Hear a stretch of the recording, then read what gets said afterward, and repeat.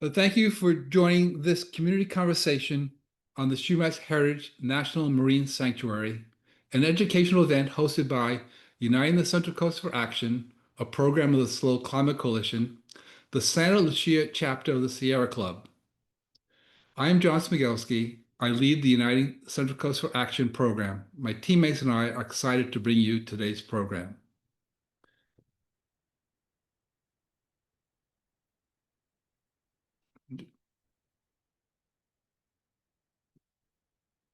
Sorry, my slides are not showing. If you just excuse 1 second here.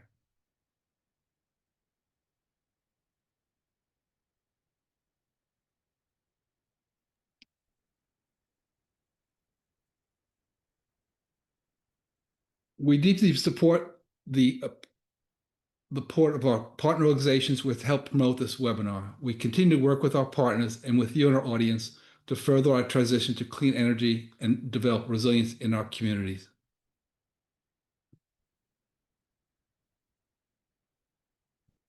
Today's panelists will share their insights and thoughts on the Chumash Heritage National Marine Sanctuary's cultural significance, ecosystem importance, and connections to the climate resilience. The voices on this panel represent themselves and their communities and are not the opinions or representations of the National Oceanic and Atmospheric Administration, also known as NOAA. After we hear from our presenters, we'll have a Q&A section. During the presentations, please enter your questions into the Q&A feature. The moderator will direct those questions to one or more of the presenters. If we get several questions on the same topic, we will combine them so you may not hear your exact question. We can only address questions on topics covered by the presenters. The moderator is Gianna Patchen, the chapter coordinator of the Sierra Lucia chapter of the Sierra Club. She's a former Santa Lucia chapter executive committee member and intern. She worked for the Northern Chumash Tribe Council on the Chumash Heritage National Marine Sanctuary campaign and beyond. She began as an outreach intern, then an executive assistant, and ultimately became the Chumash Sanctuary campaign manager. She collaborated with and learned from the Northern Chumash Tribal Council, Central Coast tribes, community members, and policymakers and NGOs. Together, they gathered over 110,000 comments with over 99% support during the Chumash Sanctuary's comment period. We are so honored to introduce her as the moderator of this important webinar today. Gianna? Thank you, John, and hi, everyone. I'm really excited to join you all today and guide you through our program with our local experts who are going to share a lot more than I am about the Central Coast's exciting newest edition. So I'm assuming you've already heard the really good news, which is as of November 2024, the Chumash Heritage National Marine Sanctuary is officially a reality. A big thank you to 50 years of tribal and community advocates who worked to make this happen, and to the Northern Chumash Tribal Council's 2015 nomination and campaign that brought the sanctuary to fruition. It was generations of fearless leaders who submitted multiple sanctuary proposals, collaborated with diverse communities, and as John said, garnered over 110,000 public comments in support of the Chumash Sanctuary back in, gosh, that was 2023. So thank you to the local to global communities who supported this sanctuary. We had comments from across thousands of comments from across California, comments from every single state in the US and from multiple countries outside of the US. So the support was really close to home and far and wide. And that included so many of you here today. So thank you all for your support that got us here and your continued support to make this sanctuary happen. So before we dive into our official panel, I'm going to share a brief overview of the Chumash Heritage National Marine Sanctuary, just to get you a little bit of the background on what our speakers are going to be talking about today. For some lingo housekeeping, anytime you hear NOAA, I am referencing the National Oceanic and Atmospheric Administration, and they are a federal administration and agency. I am really excited to share a little bit with you about the journey that brought us here today. It was the 2015 grassroots tribally led nomination submitted by the Northern Chumash Tribal Council that ultimately led to the designation of the Chumash Heritage National Marine Sanctuary. Before that, there were many different attempts to protect the central coast of California. So there are many grandparents to this movement that helped each step get closer and closer to this final designation. The earliest time where a national marine sanctuary was proposed for the central coast of California goes all the way back to the 1970s, slightly after when the Marine Sanctuary Act was enacted. So this stretch of coastline is so special and has been on the radar for a really long time. But it took about 50 years to see this sanctuary become a reality. So now that the Chumash Heritage National Marine Sanctuary is officially designated by the National Oceanic and Atmospheric Administration, aka NOAA, NOAA will be joining in supporting the management and protection of this very special area on the Central Coast. And community voices will remain an essential part of this adaptive ocean management that comes with a national marine sanctuary. Upon designation in November 2024, the Chumash Heritage National Marine Sanctuary became America's 17th national marine sanctuary. It became part of a national system of 18 sanctuaries across the United States, including the Great Lakes and Pacific Islands. The Chumash Sanctuary is the fourth largest national marine sanctuary in the United States, woohoo, and stretches along 116 miles of coastline from south of Montana de Oro to Naples in Santa Barbara County, and encompasses over 4,500 square miles of ocean and coastal waters, in those waters providing protection to nationally significant natural, cultural, and historical resources while bringing new opportunities for research, community engagement, education, and outreach activities. One of my favorite things during our campaign for the sanctuary to say is that every sanctuary is unique.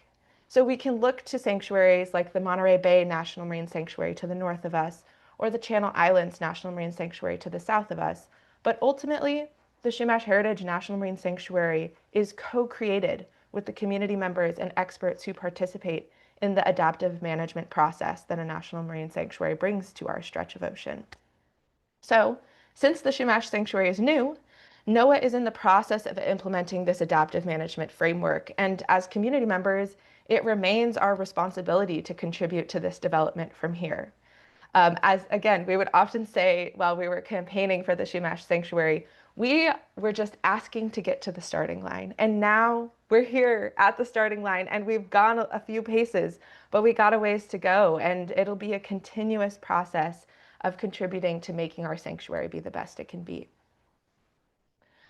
So national marine sanctuaries are places that are recognized for their nationally significant natural, cultural, and historical resources that benefit from new and enhanced opportunities for research, community engagement, education, outreach activities, and support for responsible tourism that can strengthen local economies. And the Chumash Heritage National Marine Sanctuary was designated in recognition of the deep historical and cultural significance of the area to many past and present Indigenous peoples of the Central Coast. The designation of the Chumash Heritage National Marine Sanctuary includes a framework for Indigenous collaboration for local tribes, tribal entities, and tribal members. This is a process that we hope to see continue to evolve and to continue to include as many tribal voices in these processes and adaptive management as possible.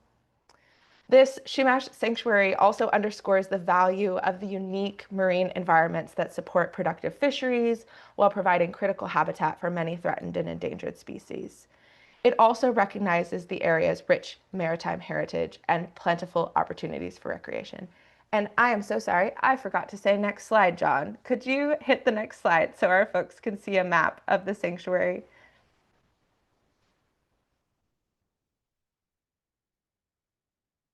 We may be having some tech issues with our slides.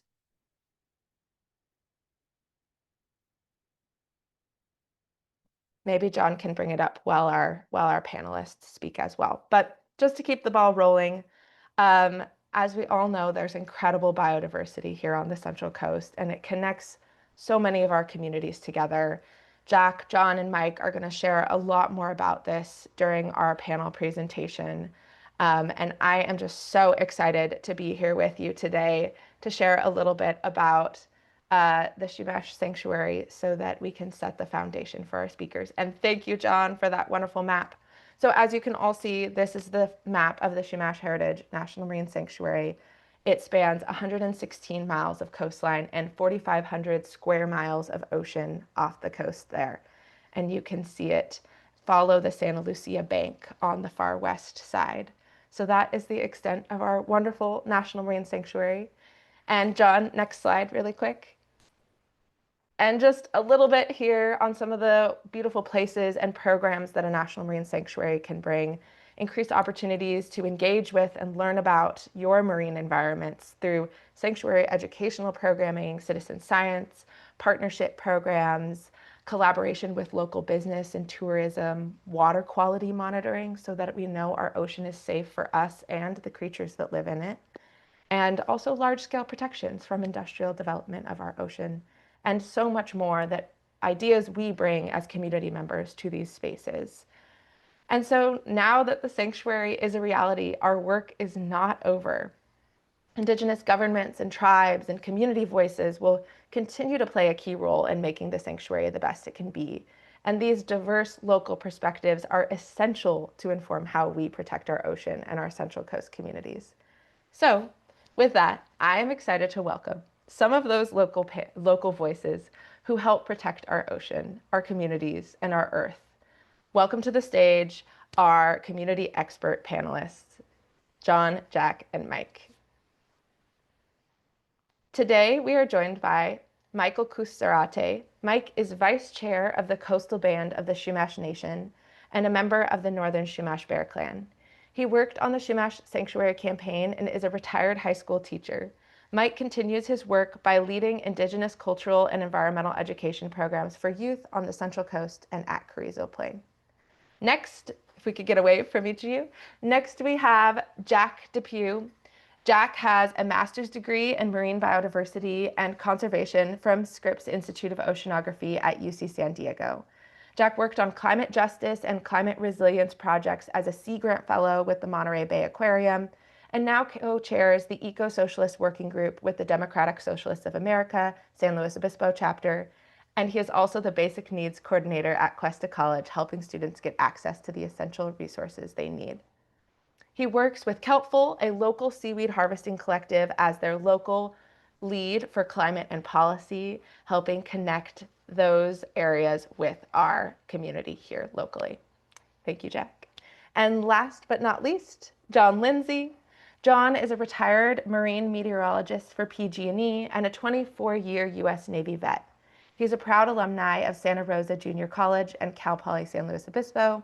His many accomplishments include being a loving husband and proud dad, and he is presently a journalist with the Slow Tribune and Santa Maria Times, including writing your weather forecasts.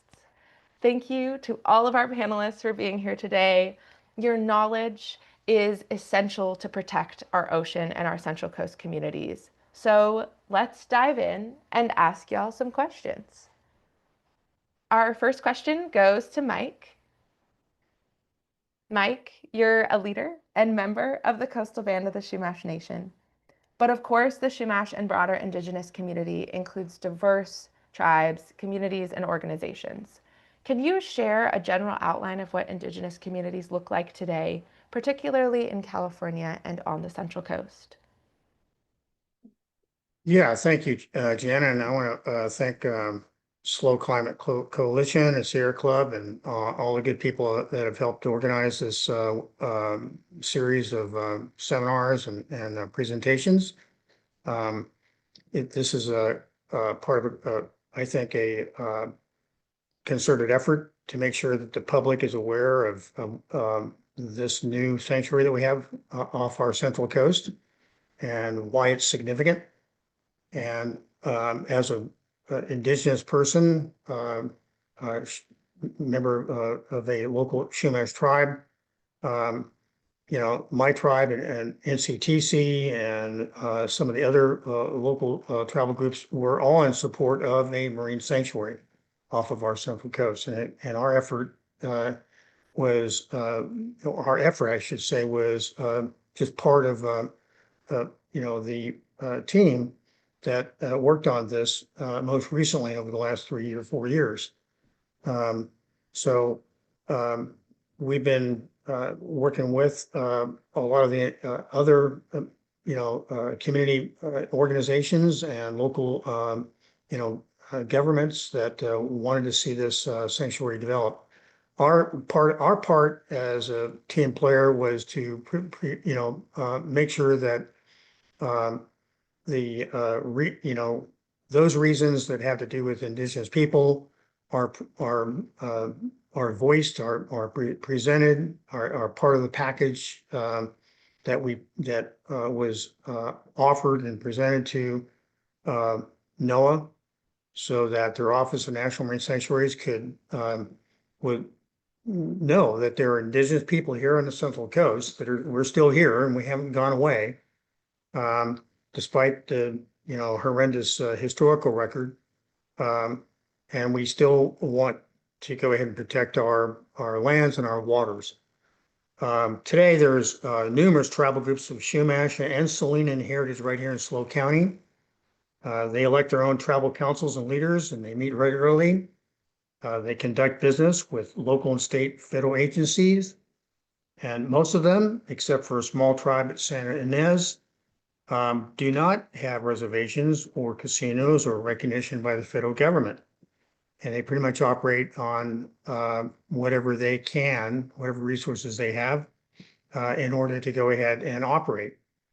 But the one advantage of that is that we can go ahead and be relatively independent. We can say what we need to say when we need to, speak up on behalf of our cultural resources, to protect our buried ancestors, to protect our sacred sites, and also to protect our relations in the natural environment, all of the animals and plants that have a spiritual and cultural connection to us. So we can, we have that independence. We may not have a lot of resources, but we have that independence, and that's what's enabled us to go ahead and join in these efforts to get a sanctuary off our coast. And now in 2025, the current political environment, more than ever, some of us engage politically to resist attempts by the federal and state governments to erase us, to minimize and diminish our tribes and communities. So that fight still goes on, and it's really, it's important for the larger community to not forget that it's not set, nothing is set in concrete here. The political environment goes up and down as far as the kind of relations we have with the state, local, and federal governments. Right now, just like a lot of other organizations and institutions and entities, we are under pressure. Even at the state level, we've had recently laws introduced that would go ahead and reduce the unrecognized tribes to simply another quote unquote stakeholder, and have the effect of minimizing that independent voice that I referred to earlier. So we need the support of the larger community, just like we always have. And in return, we offer a very unique voice as Indigenous people here in the Central Coast. When we speak up, it tends to resonate with the public. I think that one reason why this was a successful campaign for this sanctuary to be designated was in part, not only, but in part because people listen when Indigenous people speak up. They know that we have a special connection to the lands and waters offshore and to all of the natural, creatures that inhabit them. I'm going to go ahead and basically just touch on a couple of other things here very, very briefly, then I'll turn it back to you, Gianna. But, the fact is that preservation of the ocean and habitats for marine life is a preservation of our indigenous cultural identity, our cultural, so-called cultural resources. So The most important reason that the new marine sanctuary is significant to Native people is because marine life will have a higher level of protection from destructive industrial development. All of those creatures, we call them our relations. And so by preserving them, we're preserving our so-called cultural resources. There are numerous underwater cultural sites right off the coast, because the original coastline going back 12, 15,000 years ago, when our people lived along the coast, some of them are underwater now. So we do want those protected. We know they need to have the protection of as much as possible, so that we don't lose them entirely. We also have numerous well-documented cultural sites right along the coast, such as Hancock or Point Conception, and the preservation of those places. Something that we've done going all the way back to the 1970s, when we stopped a liquefied natural gas plant from being built there, right in the Point Conception area. The preservation of places like that for habitat, for natural habitat, for the plants and animals, and the coastal waters nearby there are all in one piece. So I would say that just because we're talking about a marine natural sanctuary doesn't mean that it's divorced from the coastal lands and that are adjacent to it. So it's all one piece. We want to protect all of that.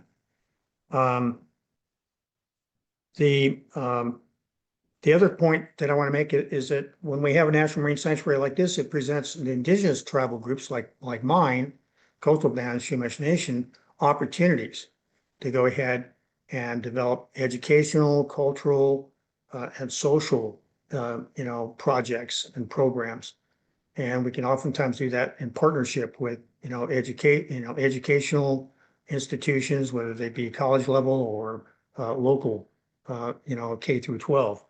So one example of that very briefly is that, my tribe and myself, we've offered for the third year in a row here now, Chumash Heritage and Marine Science Camp, for kids during the summertime to learn about our culture as well as our marine environment.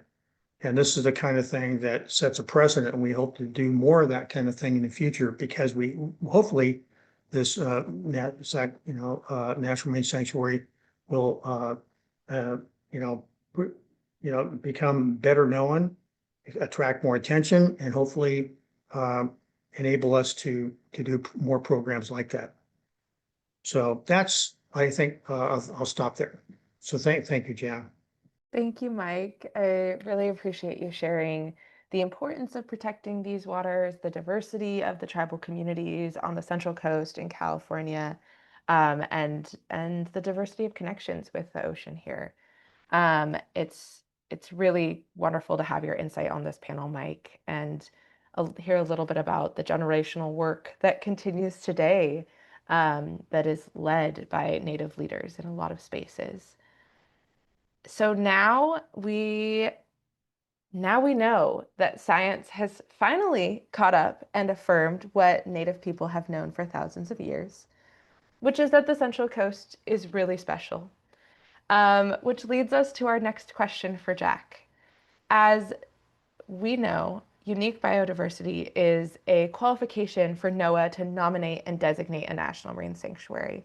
What makes the Central Coast stretch of ocean so unique and so worth of protecting? Thank you for the question, Gianna, and thank you for having me here today. I work with Kelpful, a local seaweed foraging cooperative that leads foraging classes on the Central Coast. So I'll focus on seaweed for a minute. We have some amazing species diversity and richness here. So for example, we see seaweeds that have a habitat range, which is places that they live, like bull kelp, sea palm, and wakame, which can live from Alaska to just about here. And then other species that range from just a little bit north of here all the way down to Baja, California. So it's pretty incredible to be in the overlap zone. And I'd love for everyone to get out to the coast and look around at our gorgeous seaweed. Keep an eye on the community calendars for our intertidal education tours that we're running also as part of this grant coming up in the next couple months. We're getting into the growth season for giant kelp, which can grow up to 2.5 feet in a day and provides amazing habitat for hundreds of species, plus protects our shoreline from wave action and erosion. It's also just about time for nori to be really abundant, which I always think is so cool because it's probably the most commonly eaten seaweed in the world. You've found it wrapped around sushi, you can use it as a seasoning, and it grows really well right on our coast. Last time I was out at the shipwreck in Estero Bluffs, it was just covered in nori. Which was really exciting to see. So the Central Coast is globally recognized as a biodiversity hotspot because of our high productivity, which is caused by the confluence of the Davidson Current and the California Current overlapping. So these are the cold current coming down from the north and the warm current coming up from the south. We also have a lot of upwelling, which is cold, nutrient-rich water that comes up from the deep sea at this area of the coast because of the shape of our coastline here. So besides the seaweeds, we are on the migration path for many whale species. We have our resident sea otter population who are so vital for the health of our kelp forest ecosystems. And we're lucky to have them because they've helped keep our seaweed healthy by predating sea urchins, which eat kelp and can devastate whole kelp forests. So everything in the ocean is connected, just like everything on land, and the ocean impacts us as much as we impact it. So one reason that kelp forests have become so vulnerable is because of the marine heat wave we experienced in 2014, 2015, that not only damaged the seaweed, which can be temperature sensitive, but also hurt the sea star population, which had been keeping the urchins in check. So seaweed does a lot for us, as I mentioned earlier, protecting our shorelines, providing habitat for important species of fish and other animals, but also contributing to water quality and oxygen production. So us causing climate change and heating up the oceans hurt the kelp forest ecosystems, which is bad for the health of the ocean, which is this feedback loop of things getting worse and worse. So I always tell people when we go seaweed foraging that we're really lucky to be able to do this, not only in this amazing place that is globally recognized for its biodiversity, but also in this time where the people who historically practice these foraging traditions on the California coast have largely been forcibly removed and blocked from their historical lifeways. So it's a real privilege in the present to get to do this. But also we run the risk of not being able to do it much longer because as the sea level rises, the seaweed may not be able to adapt fast enough, anchoring their holdfasts on rock in places where the blades can reach the sun for photosynthesis. So depending on how things go, if we don't protect this ecosystem, we may lose our access to it and even lose it entirely. So the ocean here and our coast is a really special place, and I'm so glad it's been given this sanctuary status so it'll remain protected for everyone to enjoy and for our ecosystems to remain strong. Thank you, Jack, for sharing the insight into biodiversity that makes this coastline renowned, sacred, and in need of protection. The ocean plays such an important role in our existence on this earth. We don't have to live near the ocean to feel its impacts. Our weather, the global climate, food sources, transportation, entertainment, education, spirituality, and so much more. The ocean reaches all of us near and far. So the significance of our ocean is demonstrated quite clearly when we examine the role it plays in regulating our climate. We now know from Jack that a national marine sanctuary brings protection for the Central Coast's abundant wildlife. But John, can you share how protecting our ocean plays a role in building resilience in the face of the climate crisis? Sure. First, I'd like to really thank the Chumash National Monument for having me here, and the Slow Climate Coalition and the Sierra Club. It's really an honor to be here and be able to present this. So with that being said, I'll share my little PowerPoint presentation currently, and let me know when it's up and running. There's been a lot of studies on, well, first I should start from the beginning. I've been forecasting weather along the Central Coast since 1991, so quite a few years at Diablo Canyon. And we have a wave rider buoy at Diablo Canyon that's been in place since June of 1983. And so I've always paid, I changed the batteries in that buoy, calibrated that buoy, took care of that buoy for many decades. So it's really got a tremendous database. The organization that collects the data and helps us with that is, of course, Scripps, Institute of Oceanography down in La Jolla. And this is part of a whole network of wave rider buoys and marine buoys up and down the California coastline, and in fact, throughout the entire world. And there's been quite a few studies due to a warming climate and ocean Essentially, as wave energy becoming more powerful, and all these studies were saying about, you had about 5% since about 1990. And I did my own study and came out to be about 5%. It correlated with UC Santa Cruz and with Scripps.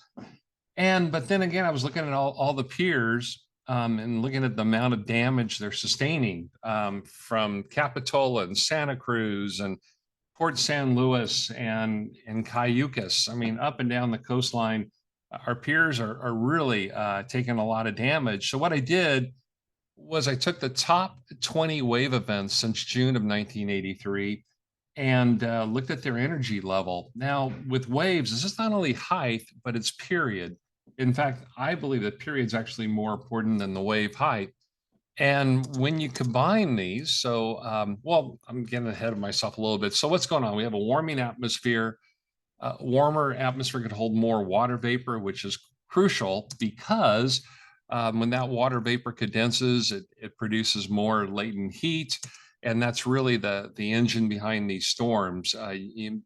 I don't know if you know this or not, but we keep breaking, it seems like every year we keep breaking atmospheric pressures up in the Gulf of Alaska with these mid-latitude cyclones that come across the northern Pacific.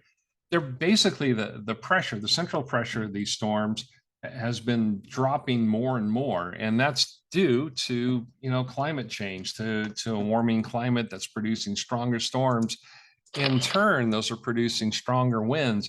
So when you have the wind blowing over the fetch, that generates seas. And the stronger the winds, the higher the seas become. When the seas reach that 1-to-7 ratio of wave height to wave period or wavelength, they crash. And that's basically what generates the longer and longer period waves. And those have all the energy, right? That's the component that really propagates across the oceans. And Walter Monk, who passed away a couple of years ago, was a world-renowned scientist down at Scripps, and he did studies on this, how these long period waves are able to propagate across the entire Pacific Ocean. So once those seas leave the fetch, they become long period swell. And those long period swell finally hit our forecast area. And what we're seeing is ever increasing amounts of energy. And this year, back on December 23rd, this is up in Mavericks. And this is estimated to be a 108-foot wave at Mavericks on December 23rd, 2024. And a well-known surfer up there can confidently state that this is the largest wave I've ever witnessed being ridden. And I totally concur. These longer period waves, when they start approaching the coastline, they start filling the bottom. And the period always stays the same, but what happens, there's a conservation of energy where the wavelength decreases, but the wave height increases. And this is what's taking place up in Mavericks. So essentially, here's the wave rider buoys at Diablo Canyon. Every 18 months or so, we swap them out for calibration, new coatings, and new batteries. And that's been in place since June of 1983. And so I took the 1920 top wave events we've ever seen before, first by meters and feet. And you can see that the highest wave we've ever had was 2001 on January the 11th. But, and it had quite a bit of energy. So, but the period, was 16.7, about a 17-second period. But the period that we had, the wave that we had back on December 23rd, we had a 22+ second period. And consequently, when you throw this in a wave equation that we often use, it came out to be the most powerful swell we've ever seen before. So if you put this just as far as wave power, you can see that was the most powerful wave we've ever had arrival on the Central Coast. And that's really what's causing a lot of our peers to fail. So here's basically taking all that data since 1983 to present. And the blue line are basically the wave events that we've recorded over that time period. And then the red line is the trend line. So if you look at the trend, wave energy for the top wave events are up about 78%, which is, to me, it's remarkable. I didn't think that we were seeing such a dramatic increase in wave energy. that we're seeing today, and consequently, a lot of our peers are failing. And you know, if you talk with a structural engineer, they always add about 10 or 20% safety factor to the engineering of these peers, and they're still failing. And this is really answers why that's occurring.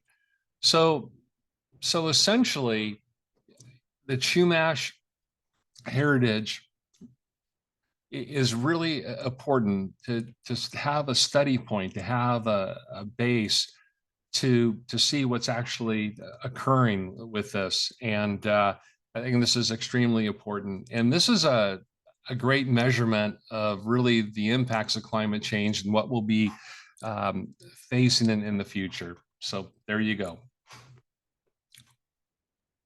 Thank you, John. It's so fascinating to learn more about the waves that we see when we drive past the ocean, but don't necessarily always have that deep understanding of what is happening out there and how it connects with climate change. And it's just astounding to think about this place where we surf and fish and swim is not just beautiful, but it's also shielding us a bit from the climate crisis by helping reduce the temperatures that we feel when the ocean absorbs CO2 and absorbs a lot of the temperatures that we're seeing.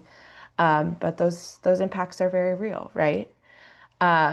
So now it's our turn to protect Grandmother Ocean, and the Chumash Heritage National Marine Sanctuary is just one of the ways that we can do it, but is a really key piece in that research. I agree, John, that research, making sure we have those data points, we know what's happening out there, so we can mitigate the climate crisis and make informed decisions is so important. We are wrapping up today's panel portion of the program, but I do have one last rapid fire question for all of our panelists, if y'all could hop on the screen,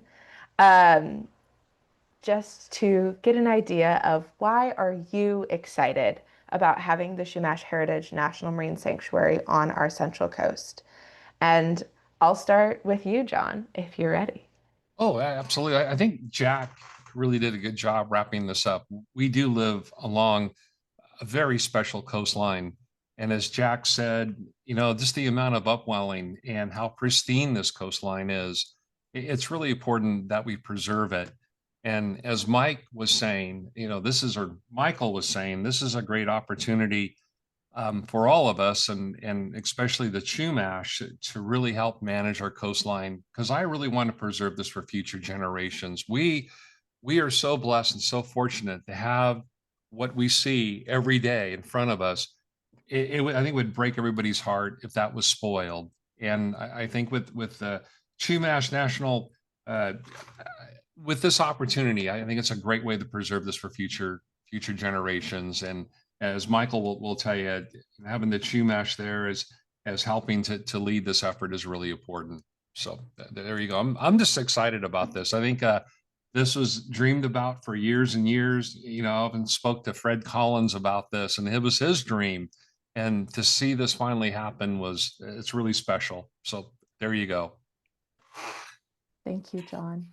And for those in the audience who don't know, Fred Collins was the chair of the Northern Chumash Tribal Council and nominated the sanctuary back in 2015 and worked on the nomination really hard before and after that. And it's his legacy that really brought us here today. So thank you, John, for bringing him into this conversation as well. I'll pass our question over to Jack. What are you excited about? Thanks, Gianna. I'm excited that we have our first ever Indigenous-led sanctuary right now. I think, you know, when we're talking about policy, we're seeing a lot of movement away from equity, away from responsible management practices in other parts of the federal government. And so reaffirming the commitment to positive environmental outcomes and respect for Indigenous peoples and ways of knowing is always important, but especially right now. So I'm really excited that that's happening here on our coast. Thank you, Jack.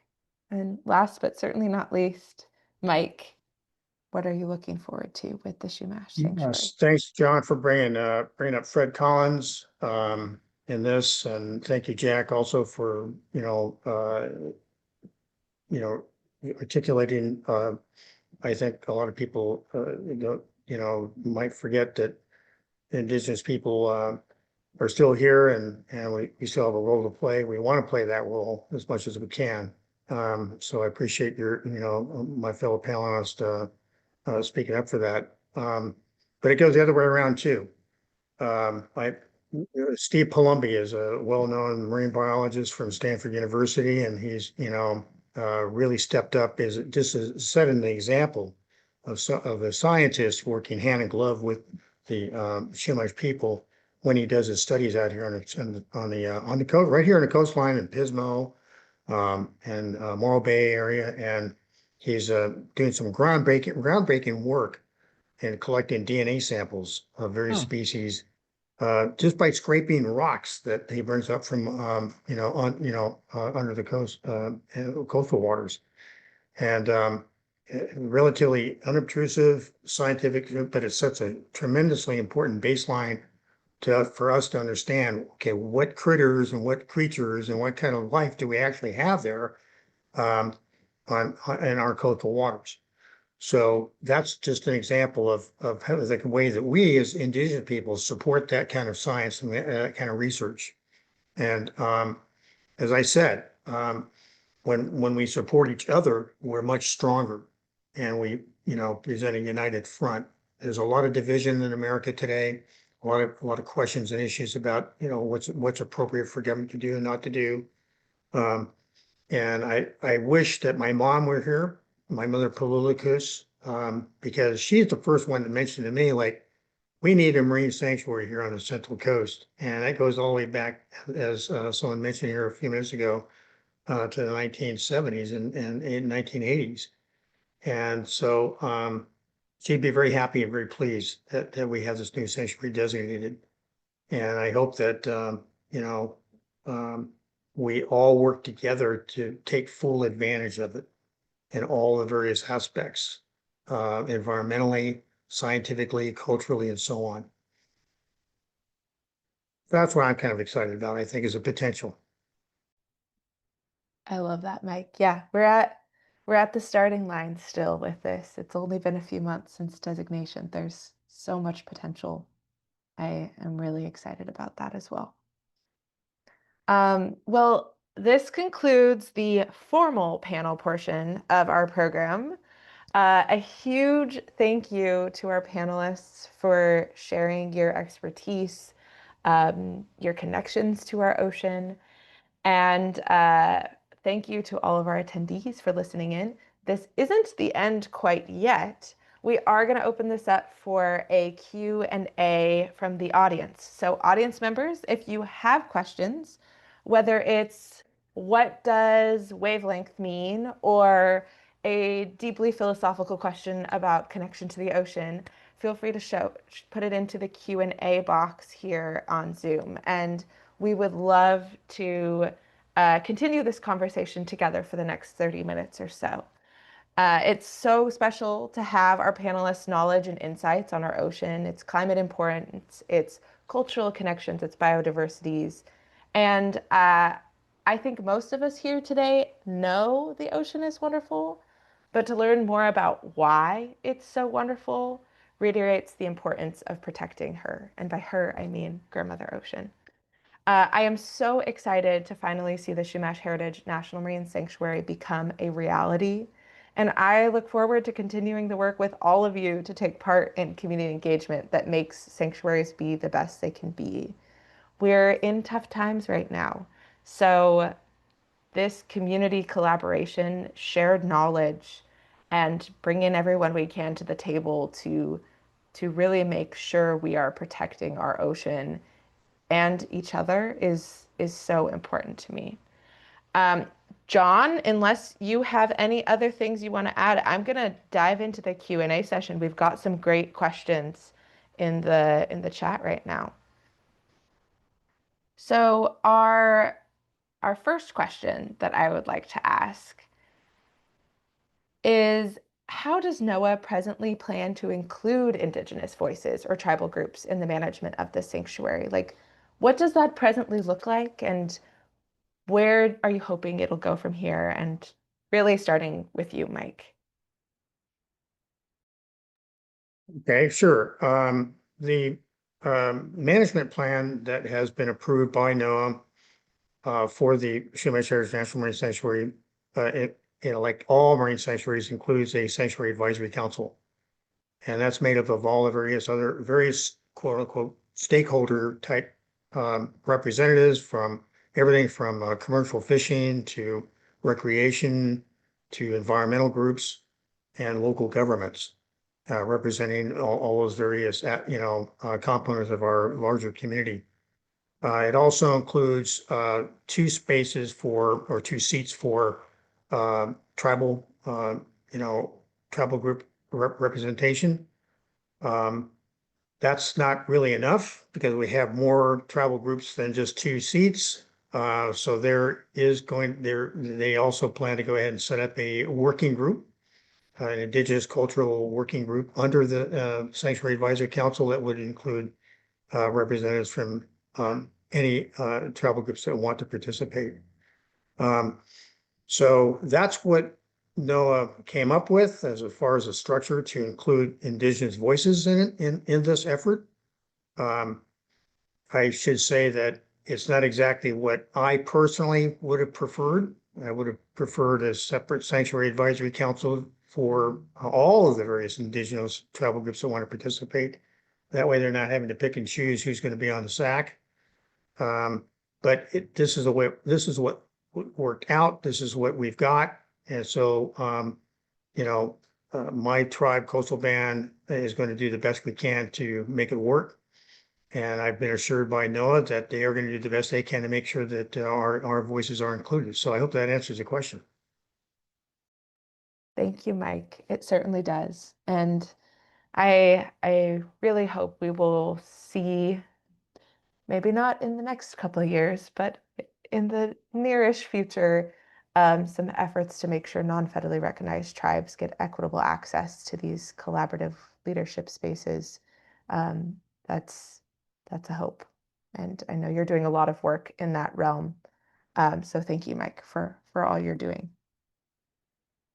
Well, I'm Oh, sorry to go ahead. interrupt, Yeah, Gianna, go for it. but I was, because I'm from a non-federally recognized tribe, or what I call an independent tribe, I sometimes forget the federally recognized tribe, San Ynez, the one with the casino. And they have a separate government-to-government, body that or avenue to talk directly to the superintendent for the Chumash Heritage National Marine Sanctuary. So, that's because they're federally recognized. So there you have it. There's a Sanctuary Advisory Council, and then there's the intergovernmental, advisory council for, the federally recognized tribe here. The only federally recognized tribe, between San Francisco and LA, that I might add. You might have to wonder, like, why did that turn out that way? But that's a whole different story. We can host a whole nother panel about that one, Mike. There's a lot. Yeah. So we're getting a lot of questions right now about the current administration, the Trump administration, and what impacts national marine sanctuaries and ocean protections are going to see from the current administration. I know that's a big question, and one that is frankly an ever-changing answer to from my experience these last few months. So I'm curious, where are you currently seeing impacts in your guys' work related to ocean protection? And, we don't have crystal balls, but looking to the future, what do we anticipate? Where are we feeling strong, and where are we not? And actually, I'm going to chime in one thing. I got a question about the legal capabilities for a national marine sanctuary. Can they just be removed? And I will just share a little insight to the campaign experience where I worked with the Northern Chumash Tribal Council on this nomination process. National marine sanctuaries are different from national monuments. You guys are probably hearing a lot about impacts to national monuments right now. There are marine national monuments, but national marine sanctuaries are codified under the National Marine Sanctuary Act. So there are significantly more legal teeth to make sure a national marine sanctuary stays a national marine sanctuary.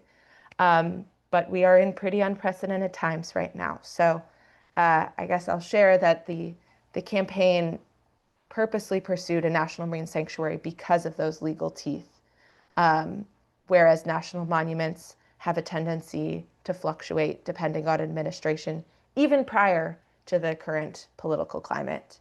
But for our panelists today, where are you seeing impacts presently with staff cuts, budget cuts, policy impacts, and looking to the future, what are you anticipating? Well, I could start because I can speak for the present. Right now, as far as weather forecasting, a lot of the field offices for the National Weather Service are way below staffing that they should have to maintain that 24-hour weather forecasting to issue warnings to the public. I don't know if you all know this, but NOAA, their budget for the National Weather Service cost about a cup of coffee per year for all of us. So I think it's one of the best deals for taxpayers anywhere. Another thing too is that they're reducing the number of weather balloon launches, which is really crucial in measuring what the atmosphere is doing from sea level all the way up to the stratosphere. And with the weather models, the data going in really makes a big difference as far as the weather coming or the data coming out, garbage in, garbage out, essentially. So it's really having a big impact on the quality of weather forecasting. Not only that, but those aircraft that fly in the storms to basically measure the storms and determine where the storm's going to go and how intense it's going to be. Those flights have really been reduced quite a bit to save money. So presently, we're not going to have as good as weather forecasting as we should. And that's even more crucial when you think about climate change and the population increase in coastal areas. I feel sorry for the emergency management director. They have to figure out, well, should we evacuate this large city or not, and not having the data that he or she needs to really make a good sound decision. So that's another reason why I'm so thrilled about the Chumash Marine Sanctuary, to basically have that steady point, that baseline that we all need. So anyway, that's my input on it. Thank you, John. Yeah, the impacts to our research databases and emergency response data, it's hard to fathom. Yeah. Opening it up to other folks for any thoughts, feelings. I mean, there's a lot we don't know, right? I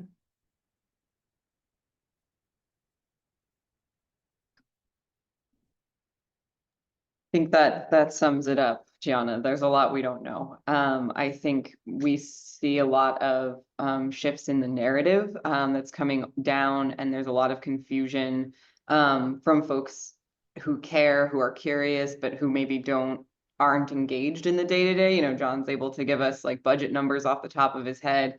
But a lot of the people that we take out to do, our foraging tours and to talk to about the sanctuary and why this part of the coastline is so special and why it's worth protecting, they just have questions that are informed by all of the fear that they are seeing coming down from the news, from the unpredictable budget cuts, from the unpredictability of what, laws are still respected. And so I think that's been kind of the most obvious impact for us, is just the types of questions that we get has really shifted. And we're talking a lot less about like the biodiversity or the process and a lot more about like, do we have a future? Does this have a future? Which is an interesting discussion to try to have when there's just not a lot of clear information, and we do have to spend a lot of time saying, I don't know. Yeah. It'd be a lot easier if the information was being presented to us in an accessible way. Yeah. Or at all.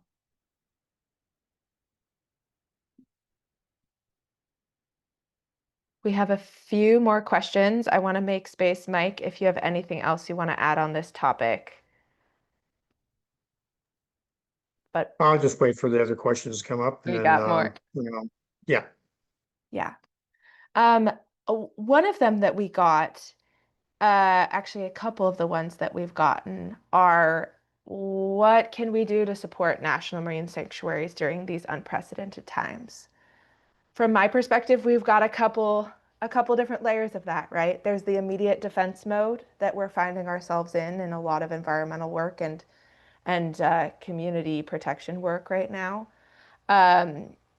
We are also looking to the future, right? Like at the same time, trying to push the envelope of what we want. Are there ways you all in your work have seen spaces for the public to engage in this current administration?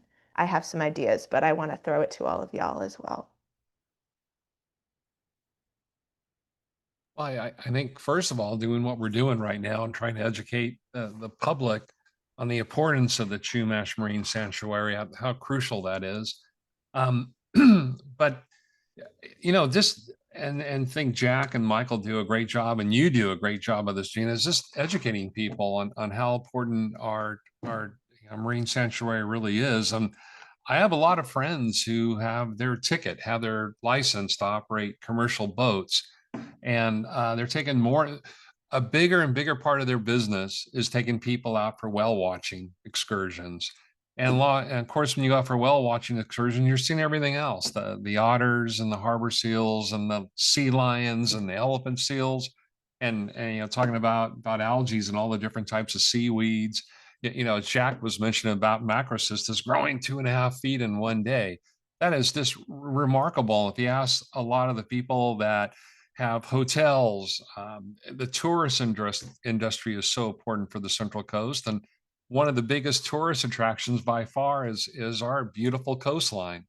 So I think in preserving that is so important, and that's where the Chumash Marine Sanctuary really shines. So there you go. I think if you want to just talk about, there's the moral and ethical aspects about this, protecting this for future generations, but there is also the bottom line, right? You want to preserve our economy, which a big part of that is tourism. So they really do kind of work hand in hand. I'll throw in that, I've already mentioned it, the educational piece is something that we can foster, nurture, develop further. Think, Jack, you talked about, your excursions on the beach and along the coast to, gather seaweed. That's a great example of citizen science and participation. And the more of that kind of thing we do, the better. It gets people engaged. It's not just, people talking at them and talking heads and, that kind of thing, actually getting out there, and encouraging, other organizations to pay attention to the ocean and how important it is and educate people about it. It's extremely important. I'm a former high school teacher, 32 years, retired now. Obviously, education is something that I think about and have thought about, and how important it is for us to continue to grow the grassroots. If we don't have young environmentalists coming up, if we don't have younger policymakers coming up with it who have the ethical and moral foundation that John alluded to about why it's important for us to preserve it for future, these places for future generations. Whatever progress we have made, could be eroded, could be diminished, and so it's really important for us to make sure that we, every organization working with others to grow those grassroots, offer programs, offer out excursions, offer opportunities for kids and young people to get involved and to do stuff. And whether that's out in the water or on the beach or where have you. Our Chumash Heritage and Marine Science Camp, we have kids go up to San Simeon to the Discovery Center, which is a great resource and it's used quite a bit. A lot of schools go there, have field trips there, so that's the kind of thing we want to encourage. And Chumash Heritage, and Marine Science Camp, we do one of our field trips there, and so we want to take full advantage of these kinds of things and make and have them maybe even expand.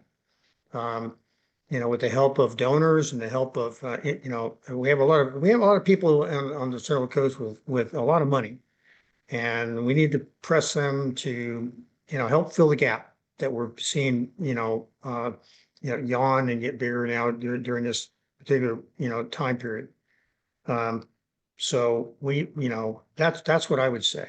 It is encourage that educational piece as much as possible.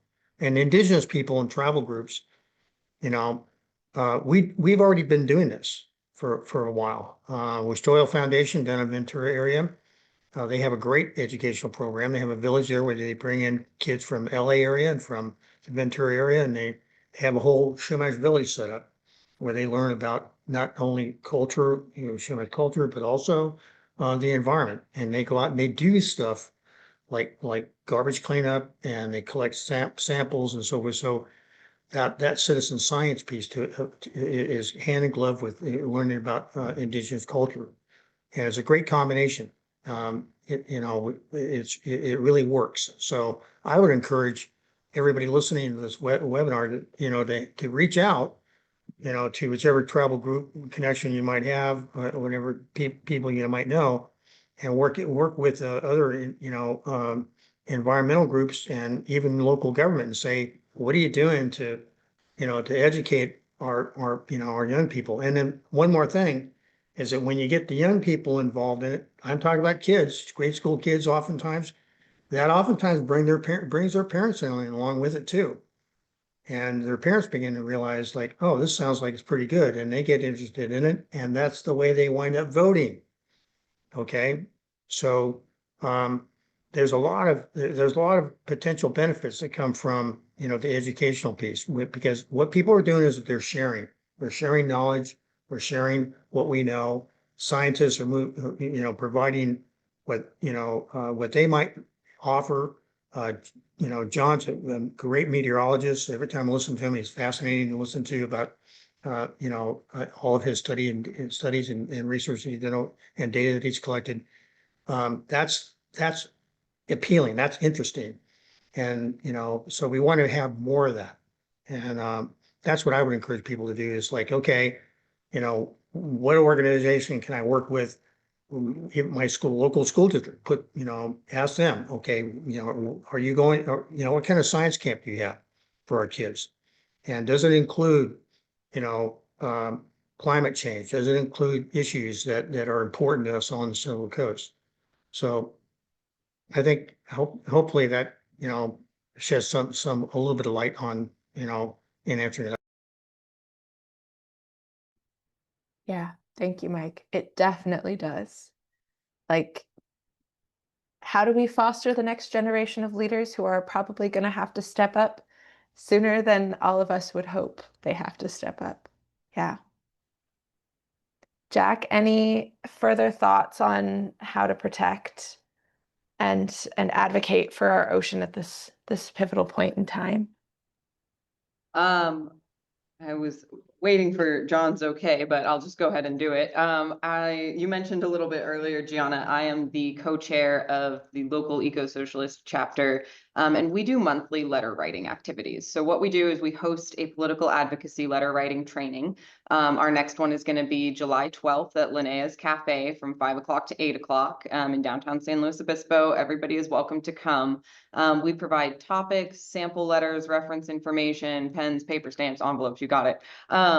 And we're really here to help, right? So a lot of us who have a lot of experience and history with organizing and political advocacy, I'm really grateful to all of the folks I have seen step up recently and get that information out to our communities. But we found that the letter writing events are a really fun way to do it for people to get involved and to come learn a new skill and to tell their elected officials what they think and how they want them to vote. And we know that letter writing is still effective, chat with our friends at the federal level, at the state level. It really means a lot more than getting like a hashtag repost Instagram story. It means a lot more than getting a forwarded chain letter. It's a handwritten, it's one of your constituents taking the time to really tell you what they think. And it can make the staffers' day too, honestly, as somebody who's been in that room. So that's our, there's a million ways I think that people can advocate for what they care about and can protect the things that are important to them. But getting involved in a movement and doing it as a community, I think, is much more powerful than just one person. Yeah, can I add one more thing? Yeah. Jack nailed it about letter writing. That is absolutely crucial. But one thing I would add is write a letter to the editor, because I'll tell you, all the staff and all the electeds, they pay attention to those letters that are published. So that's another key aspect about this. Thank you, John. I totally agree. And I'm actually going to steal Jack's plug moment and plug that Slow Sierra Club also hosts our monthly Earth Action Hour. And we do a very similar thing. We have postcard writing, some scripts for phone calls, and a little how to write a letter to the editor station, John. So our next one is actually this Wednesday, which is June 25th from 6 to 7:30 p.m. at the Unitarian Universalist Church here in the city of San Luis Obispo. So Jack and I will both put the details of ours in response to the question asking for action on that so that y'all can hopefully attend both. There's lots to write about, and we'll make sure those opportunities are shared as well. I wanted to add we've got about 20 more minutes to chit chat and a couple other really big topics, but around the conversation on movement building, especially around our national marine sanctuaries, but around so many things that we're seeing come for our communities right now. Intersectional movement building is something that is so important when we talk about national marine sanctuaries, right? It's ecosystem resilience, it's environmental advocates, it's scientists, it's business owners, it's teachers, it's many of our local politicians, it's across such a broad community, our fishermen, foragers, right? The array of communities who are touched by our ocean and feel that connection to our ocean is so broad. So right now, when our oceans, our communities, the environment is being attacked in a lot of ways, it to me feels like such a pivotal time to build those relationships and that movement building that Jack talked about, that Mike talked about, that John talked about, right? And how do we bring folks in who may not always be in agreement with us on everything, but who can be fierce advocates when the time comes? And national marine sanctuaries are hugely popular once they're implemented. And a lot of businesses feel a lot of stake in what national marine sanctuaries bring to them. So I think that in a time like now where businesses are being prioritized over communities, those connections have a lot of power to push back. We have seen some federal layoffs get rolled back with our national parks and National Forest Service. So it's not set in stone when we see an executive order come down that threatens these places, and we do have power. So I wanted to add that to those relationship building and bringing folks in is such an important part, and it starts with education, and it starts with introducing yourself and getting to know each other on a personal level in so many ways. In a somewhat related realm, we've been getting a handful of questions about the gap, as we called it during our campaign time, which is the around 2,000 square mile stretch of coast from Avila to Cambria that was not included in the final map of the Chumash Heritage National Marine Sanctuary. There's a handful of reasons that went into that, including offshore wind, the potential for offshore wind cable, permitting issues if a sanctuary was put into place. I'll be honest, the timeline getting a sanctuary designated before the Trump administration may or may not have come into power played a really big part in it. And as well as the various tribal relationships with wanting to have a sanctuary off their coast. And so it was an array of reasons, none of which lie on one necessarily shoulder. But we're looking to the future, right? In the final designation documents for the Chumash Sanctuary, they looked at, I believe it was 2032, to consider the expansion of the Chumash Heritage National Marine Sanctuary northward. Could y'all share a little bit about if you're seeing folks gather around this expansion? And we're really in defense mode right now, so it is a bit difficult, but are those conversations being heard in your communities at this moment in time about expanding our sanctuary?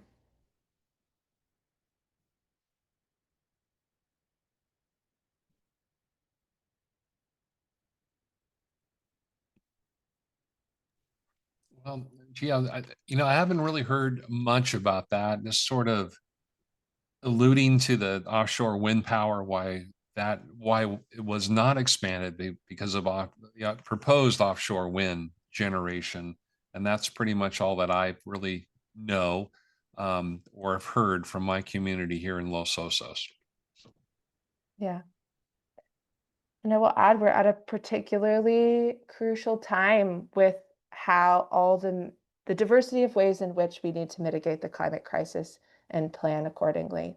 Um, uh, I will speak a little from the Sierra Club's perspective that this is a project we're really passionate about and talking with local advocates about.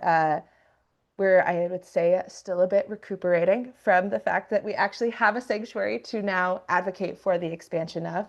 So that was a huge win to even get to this point. And the protection of that gap from Avila to Cambria is really important to us. Something that we also talked about is sanctuaries, though there are lines drawn, our ocean does not necessarily abide by those lines. So sanctuaries often have a little bit of reach beyond those realms in regard to protection. So I can confidently say that the Santa Lucia chapter of the Sierra Club will be engaging on the expansion of the Chumash Heritage National Marine Sanctuary, and looks forward to continuing to partner with tribes and community members and so many folks to see that happen in the near future. We are also so much on defense mode right now. It's honestly uplifts my heart a little bit to get to think about that point as well, that we can fight for what we want, not just defend what we already have.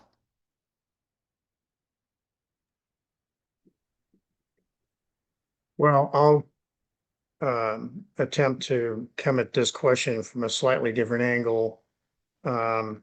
This is primarily a political question, and it's going to be decided in a political realm. Ultimately, NOAA is a executive branch agency, and what they can do politically is pretty limited. It's going to be contingent upon whatever political voice and force we can present to make this happen, to close that gap. And I think that I'm not a politico. I'm not, someone that could be considered, an expert in that area per se. But I think we have to approach this almost like a political campaign. And it's going to take a coalition, just like most successful political campaigns, and require in order to make this happen. When it comes to the indigenous voice and when it comes to the tribal groups and so forth, we have some work to do. Because there was, I'll say it candidly and frankly, there's no secret that there was division among the tribal groups about, the Chumash Heritage National Marine Sanctuary. And we need to go back and make sure that going forward, that everybody's on board without, qualm or with, or conditions. And that's going to require the tribal groups to, to start talking and communicating and working together. I can say I'm part of my tribe, Coastal Band, that we have members living in the San Luis Obispo area as well as the rest of the tri-counties. And we have our policy has always been, we want to go ahead and work with and collaborate with other tribal groups, whatever the issue might be, as much as possible. Whether they be federally recognized group, tribe, San Ynez, or whether it be the Salinan tribal groups, in the northern and central part of San Luis County, or wherever they might be. I think I'm confident that we could, do better to pull people together than what we've done in the past, but it's going to take a lot of work. And so, I think that there was some division among environmental groups about the whole question of offshore wind. And whether that's going to be, continue to be a divisive, question or not, I don't know. But,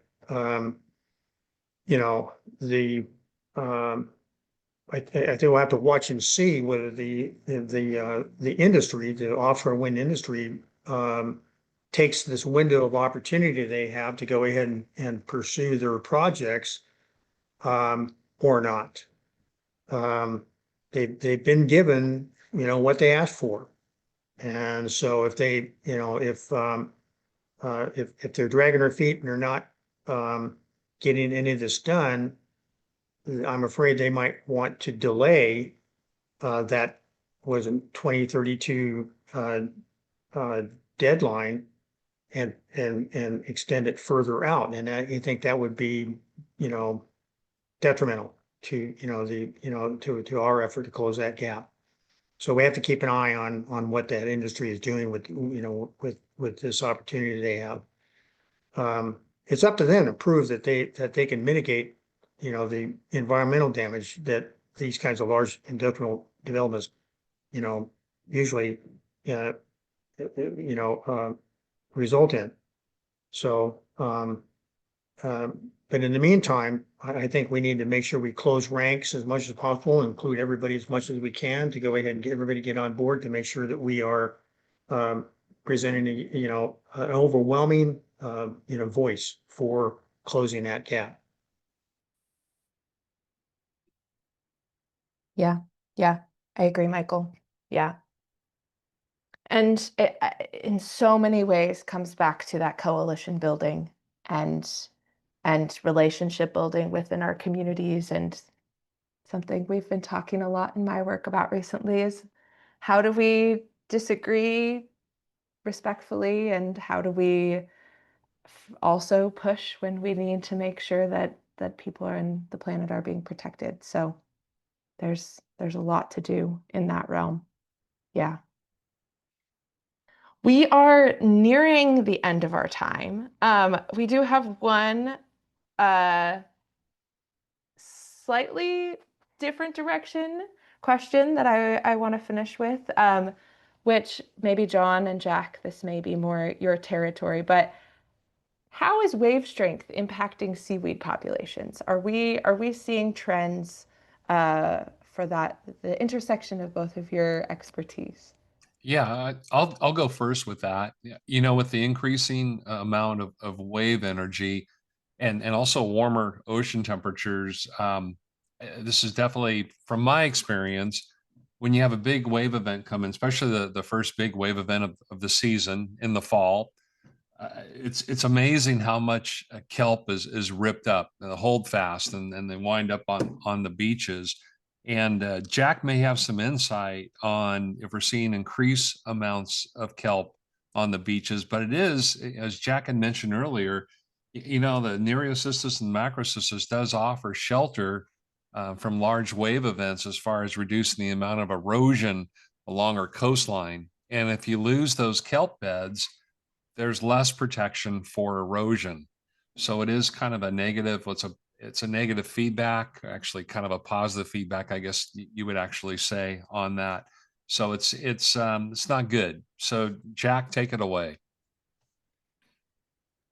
Yeah, I mean, I would just say, you know, everything John said, I would echo. And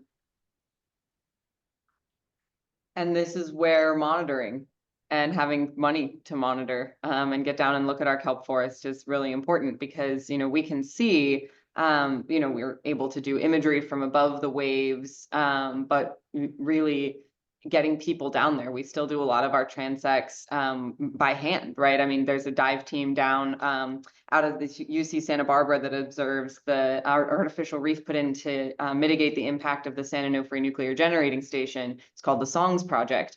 And those divers go down there in teams very nearly every day and look at whether or not the kelp is returning, what amounts, what species are coming with it, you know, what kind of fish, all that sort of thing. And just having the funding and the hands to do that work and to really take data and say, like, well, can we say that this is wave action or is this climate change? Can we say that this is wave action or is this sea urchin predation? Because the urchins are really not being kept in check anymore by the sea stars, because we lost most of our sea stars due to climate change. And so we do really start to see where this is a loop, right? And if we don't have the monitoring you know, budget and people power, then we can't really pinpoint one cause. But you know, as John was saying, you can see it on the beach, right? You go down to the beach and those big long strings that your kids love jumping on the bulb at the end, that's bull kelp. And that's bull kelp that's been ripped out during storm events. So, you know, it's something that we can all to a degree observe if we know what we're looking at, but to have folks really be able to identify a cause for the decline in kelp, we need better monitoring, we need better funding, we need long-term science. Yeah. Yeah. That's so crucial. Well, we are approaching the end of our program today. We have a handful of questions, most of which I believe have been addressed in today's conversation, but if there was any we weren't able to get to, I do believe we will be drafting email or a response of questions that you will get via email as well. For those of you still on today, I'm also about to send details about the 2 letter writing opportunities that are in the chat in the Q&A. And Jack sent some information as well about the upcoming foraging tours on July 26th that connect the Chumash Sanctuary and kelp foraging alongside the Slow Climate Coalition. I will pass it over to John to do our wrap up in just a second, but I really want to say thank you to all of our panelists for being here today. It's been such a joy to work with you all. And I believe we're planning to be at the Central Coast Bioneers in October as well for a similar panel. So we will see how things change and our conversations change over the next few months. Okay. I want to add a big thank you as well to our moderator and our local experts, sharing your knowledge and passion made for an excellent informative webinar. So all registrants will receive a copy of the webinar, and you can find links to previous webinars on the slowclimatecoalition.org website. And please let us know any topics you'd like us to cover in future webinars. And thank you all for attending, and thank again to the moderator and presenters. Thank you, John, and thank you, everyone.